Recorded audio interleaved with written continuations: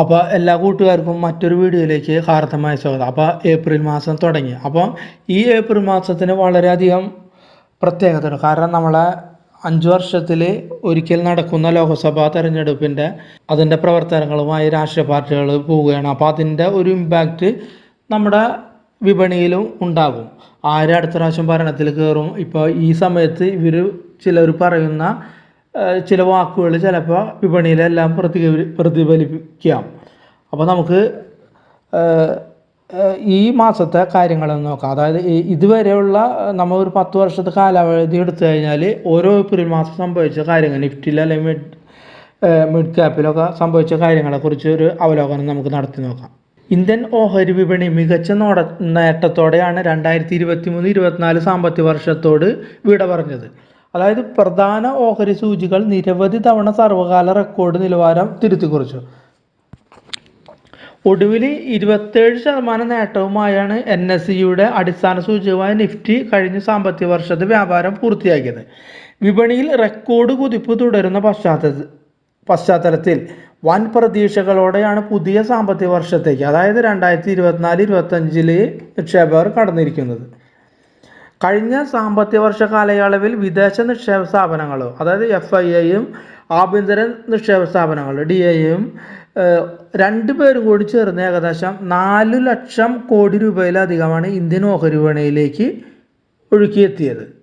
ഈ ഒരു പശ്ചാത്തലത്തിൽ നമ്മൾ നോക്കുമ്പോൾ ഈ ഏപ്രിൽ മാസ കാലയളവ് വ്യാപാരം ബുള്ളുകൾക്കാണ് പേരിൽ ആനുകൂല്യം എന്ന് നമുക്ക് കഴിഞ്ഞ കാലത്തെ ഡാറ്റ വെച്ചിട്ടൊന്ന് നോക്കി നോക്കാം. കഴിഞ്ഞ ഒരു പതിറ്റാണ്ടിൻ്റെ ഇടയിലെ നിഫ്റ്റിയുടെ സൂചികയുടെ പ്രകടനം നോക്കിയാൽ വിപണിയിൽ മുന്നേറ്റത്തിന് ശ്രമിക്കുന്ന ബുള്ളുകൾക്ക് അനുകൂലമായ ചരിത്രമുള്ളത്. അതായത് നമ്മുടെ ഇന്ത്യൻ നിഫ്റ്റി, അതായത് നിഫ്റ്റി 50 ഒരു നമ്മൾ ലോങ് ടേം പീരീഡ് എടുത്തു നോക്കിയാൽ ബുള്ളിഷ് വ്യൂ തന്നെയാണ്. അത് ചില സമയത്ത് ചില വലിയൊരു കറക്ഷൻ കഴിഞ്ഞ പ്രാവശ്യം നടന്നത് കൊറോണ സമയത്താണ്.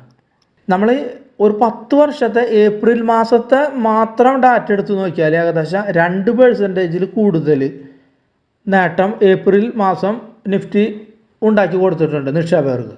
നമ്മൾ മിഡ് ക്യാപ്പ് എടുത്ത് നോക്കിയാൽ 10 വർഷത്തെ ഡാറ്റ എടുത്ത് നോക്കിയാൽ അതിൽ ഏകദേശം 8 ഏപ്രിൽ മാസങ്ങളിൽ ഏകദേശം 3.7% നേട്ടം മിഡ് ക്യാപ്പ് കൊടുത്തിട്ടുണ്ട്.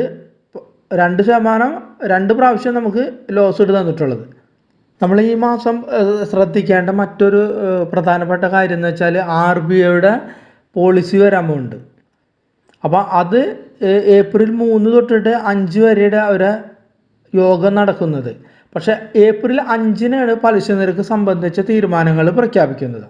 നിലവിലെ സാഹചര്യം നമ്മൾ നോക്കുമ്പോൾ അടിസ്ഥാന പലിശ നിരക്കുകൾ മാറ്റം വരുത്തുന്നില്ല എന്നാണ് പൊതുവെ വിപണിയുടെ വിലയിരുത്തൽ. പക്ഷേ അതിനുശേഷം നമ്മുടെ റിസർവ് ഗവർണർ നടത്തുന്ന അഭിപ്രായ പ്രകടനങ്ങൾ ചിലപ്പോൾ വിപണിനെ സ്വാധീനിച്ചിരിക്കാം. അതായത് അടുത്ത ഫോർകാസ്റ്റ് അടുത്തതിൽ ചിലപ്പോൾ ഇതിൻ്റെ സൂചന, അതായത് പലിശ നിരക്കിനെ സംബന്ധിച്ച് കൂട്ടുമെന്നോ കുറയ്ക്കുമോ എന്നുള്ള സൂചനകൾ തന്നിട്ടുണ്ടെങ്കിൽ അത് ചിലപ്പോൾ വിപണിയിലെ സ്വാധീനിച്ചിരിക്കാം. അതുപോലെ ജനുവരി മാർച്ച് ത്രൈമാസ കാലയളവിലെ കോർപ്പറേറ്റ് കമ്പനികളുടെ പ്രവർത്തന ഫലം, അതായത് റിസൾട്ട് അടുത്ത ആഴ്ച മുതൽ വന്നു തുടങ്ങും. അപ്പോൾ വിപണി ഇപ്പോൾ ഏറ്റവും മുകളിൽ നിൽക്കുക. അപ്പോൾ പ്രധാനപ്പെട്ട വലിയ കമ്പനികളുടെ റിസൾട്ട് അത് വരുമ്പോൾ വിപണി ചിലപ്പോൾ അതിനനുസരിച്ച് പ്രതികരിക്കാം. അപ്പോൾ വാല്യുവേഷൻ ഇത്ര ഉയർന്നിരിക്കുന്നു. അപ്പോൾ വിപണി വിചാരിക്കുന്ന രീതിയിൽ ചില കമ്പനികളുടെ പ്രവർത്തന ഫലം വന്നിട്ടില്ലെങ്കിൽ ചിലപ്പോൾ വിപണി അതിനനുസരിച്ച് നെഗറ്റീവായിട്ട് പ്രതികരിച്ചിരിക്കാം. അതുകൂടാതെ നമ്മളെ തെരഞ്ഞെടുപ്പ് വരാൻ പോകുന്ന തെരഞ്ഞെടുപ്പിൻ്റെ ആദ്യഘട്ടം ഏപ്രിൽ 19 നടക്കും. അപ്പോൾ പ്രചാരണത്തിൽ ഉയർന്നു വരുന്ന ആരോപണ പ്രത്യാഘാതങ്ങളും ചിലപ്പോൾ വിപണിയെ ഗതികളെ സ്വാധീനിച്ചിരിക്കാം. അപ്പോൾ ഈ കാര്യങ്ങളൊക്കെയാണ് ഏപ്രിൽ മാസം നമ്മൾ ശ്രദ്ധിക്കാനുള്ളത്. അപ്പോൾ എല്ലാവർക്കും നല്ലൊരു ട്രേഡിങ് ആശംസിച്ചുകൊണ്ട് ഈ വീഡിയോ ചുരുക്കുന്നു.